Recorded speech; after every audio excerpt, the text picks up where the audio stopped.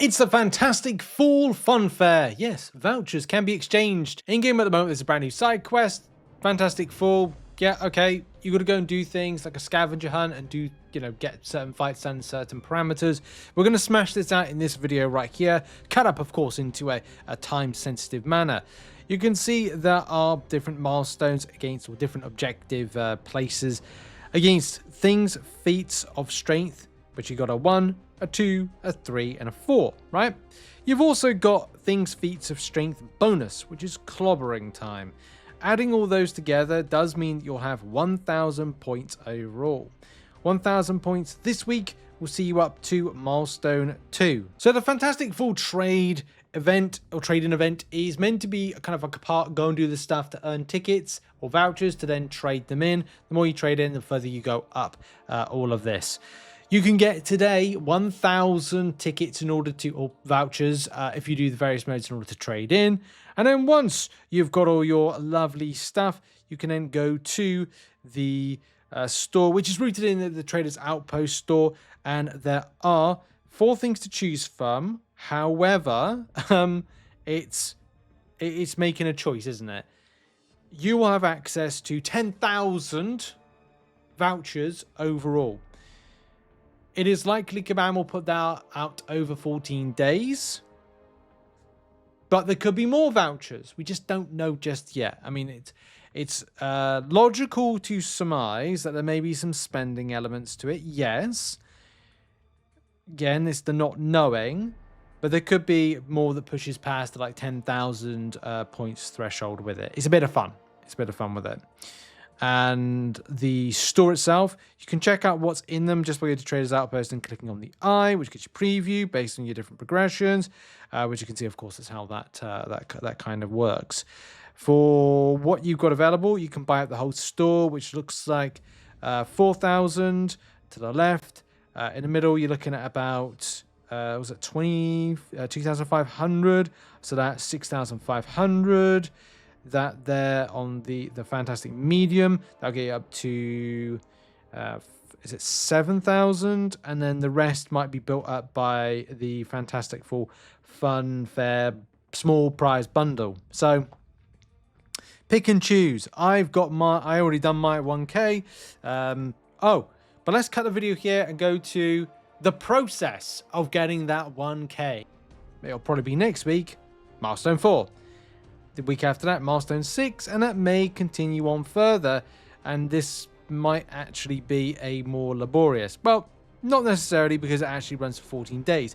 This likely means on a daily basis you can have different parameters in order to do the objectives, because let's face it, 14 days for an event, it is pretty much kind of like, well, it's going to be done. If you go and have a look at the multipliers, there might be kind of some grace days, or maybe not. There's 10,000 points overall that you can get, which could mean that that's kind of over 10 days with about 3 to 4 days grace period. So there might be 4 other days of objectives to do, which you don't have to do. Or there's something different in that you'll have the objectives at a larger amount next week. But it's still relatively unknown at the moment because we do have another side quest running. But in this video, we're going to look at the methods in which to do it in a more or as quickly as possible, because a lot of people just want to get this done. You and me both. Hello everybody, post-edit Rich here, just to say that I did forget to mention in the video, but I thought it's important to kind of at least cut it in now, that you can get more of the vouchers from doing the arena, which is also in game at the moment. There's about 2,600 vouchers on offer from that, but also there are some other events dropping on September 24th, which allow you to grab some more of the, and further on for the more of the vouchers, so you can exchange them to get more things. I just thought that's important to mention that because yes, it's not completely mentioned in the video, but make sure to use your 3 stars in the Invisible Woman's House of Horrors arena, as well as the other ones that are dropping later on in the month. And back to the farming of the objectives, which is also relevant to what we'll have next week, because there'll be some special objectives as well. And of course, for the video, where do I recommend people going? Well, let's go to Road to Labyrinth. Road to Labyrinth is a 1 energy tile based spend event, and just by quite simply ending what I did with a light attack, I didn't need to parry, I probably just need to kind of hit through with a light. You can see in a second, boom, it pops up right there. As long as you use the parameters of the right type of champions, then you're going to be fine. Of course, a Mega Sentinel, which is a Fantastic Force-based champion, or Fantastic champion, it does mean that she is... Oh, great. Turns out we endured with Punisher. But, you know, it's going to be fine. It's going to be fine. Yes, he's going to endure. As long as I don't hit any other kind of moves, other than the lights, which I'm doing at the moment. There we go, the job's done.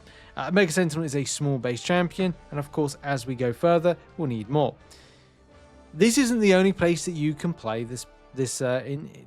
You could do this organically in any other piece of content for no energy. You could go into Arena right now and probably do this again for free.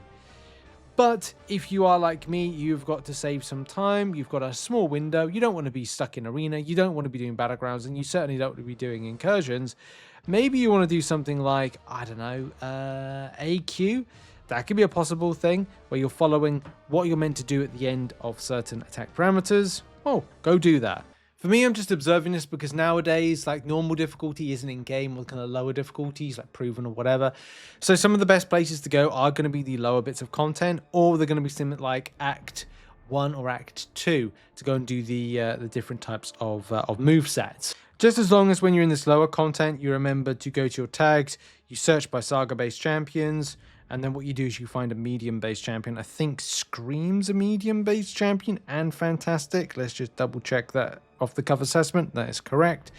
So at least you can go in with that. 7 stars against lower champions mean that you're able to do this a lot more quickly than most. I do think because that's locked, when I do the medium attack, it's not going to register, which means that I'll probably have to make sure it's claim, which I was going to use that for the thumbnail, but that's fine. I can just stack the images and do it that way. So swipe with the medium, of course AI permitting, will mean that, as we said, it didn't pop up. And as we said, the reason it didn't pop up is because it's locked. So I'll just have to kind of like bolt the thumbnail together. There we go, so that popped up. One thing that I do want to mention is the heavy attack section. Only go so far with the heavy attack part of this, because the heavy attack will actually double stack, which, if you know and you've done these kind of things before, is when we get to the heavy attack, we'll see if you go to a certain area with a Saga champion against a Saga champion, you can double dip on your objectives. There's also that particular objective we're going to talk about in a minute, and some duels that you can do instead to kind of save yourself some energy, maybe even some time as well. Instead, we're going to do heavy attack with a large base champion. So right now, we're going to exit out of this. We are then going to go to Act 2. In Act 2.1, we are going to, again, similar thing. We're going to sort by ad tags. We're then going to go Saga Champions. And then we're going to put in a large base champion. I think Gallon is a large base Saga champion. So I'm just going to put him in there. And just double check this. It's always important to double check as much as possible. That is correct. That is good. So what's so significant about Act 2.1? Well, there's an Angela there. This is a 2 energy one. I'm sure there'll probably be somewhere out there and 1 energy based tile, but I kind of think this might be the best. So what we're doing is we're double dipping. We're going to do a parry. Well, we're going to hope that the AI comes towards us. It's not going to come towards us. Okay, so just going for a random parry right there because AI good, remember? AI is too good even at Act 2. Oh man, you love to see it, don't you? There, okay, yeah. I'm trying not to kind of like, I need to one-shot this, but the AI is just being so funny. Funny game, isn't it, sometimes with the AI. So that's a heavy attack there. Now it should do, if we've done the double dip method, we should see 2 pop up. 1 there. And there we go. See, we love it when a plan comes together, because if that wasn't going to come together, I'd probably be looking at this. I'd probably look at the screen going, oh dear. Silly boy, Richard, you got that wrong. But yeah, like you can double dip this for 5, and this is good because it means that it's less effort that has to be done with it. So we're going to continue this on 4 more times, and also when we get to that endpoint, I'll explain about the other method of doing the heavy attack in a different area of the game. Now, you could do this in any area. Like, I'm not saying do this or follow this methodology. There are other places you can go, and we've named them. We said incursions, we've seen battlegrounds, we've seen multiple places. You search Fupa, comes up with the top link there. top character there, and there's a Spider-Man called Fupa, and you go and fight Fupa with any kind of like saga-based champion.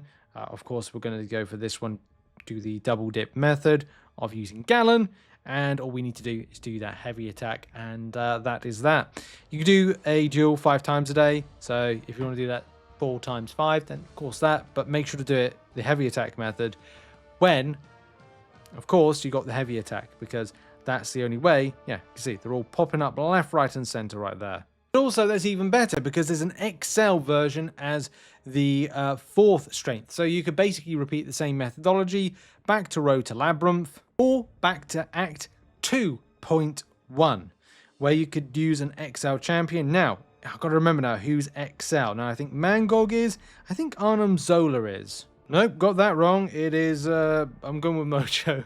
Or there's the one I did get wrong. Mojo is definitely an XL champion. And we're going to repeat this method for 5 more fights, which then should see us up to the completion of both of the heavy attacks, the number 4 and number 3, plus the clobbering time bonus. And there we go. All of that is now wrapped up. My raw recording of this is 16 minutes. I think there was a little bit overspill, so it could have been about 17 minutes overall to do all of this, which is great. It's not too time consuming and taxing. I will be covering the other side quest as well, not just this one. So there we go. Grab me week 1. I'm going to be grabbing the crystal that's within it. It's a bit of fun. I think Kaban put this side quest together as a bit of fun. It's just, I suppose, nice in some ways. But yeah, I'm going to grab that one. Should I have grabbed any others? Maybe that might have been a mistake. Maybe not. Well, I'll take that. I'm going to do my big opening in February. No, November. What am I talking? I'm talking about February. I'm thinking about February way too much. Anyway, that is it. That was good. Where we're going to conclude the video. It was a bit of like how this particular side quest works, what you can get. Oh, and yeah, without me even reading the in-game mail, like look. Yes, there is, within the unit bundles, there are more of these. So, yes, if you want to spend, and of course, code RTM at checkout or whatever it is, the creator code, that'd be very helpful. It's always in the description. But, yeah, that's going to be it for the video, especially as we start climbing up the ladder of the milestones, picking up on Mysterium. I mean, it's fun. I think after a few days or a few times, this might seem a bit and feel a bit laborious, but I don't know, something different, something fun, something that I like doing. I like going to kind of like, I'll go here, do this quest. And as we said, when I was recording the raw of the fighting footage, it was wrapped up within about 20 minutes. So that's not too bad. That saves me time on doing some other stuff because, let's face it, when I go to do the side quest, which is this one, right... Well, I'd love for stuff to load in MCOC. Oh, there it is. You know, this takes a lot longer, which is a bit meh. But anyway, I'll do that as my next video. Maybe out tomorrow. We'll have to see. Cheers, everybody. Have a great day and goodbye. Oh, and how did you get on with this? Put in the comments. Bye.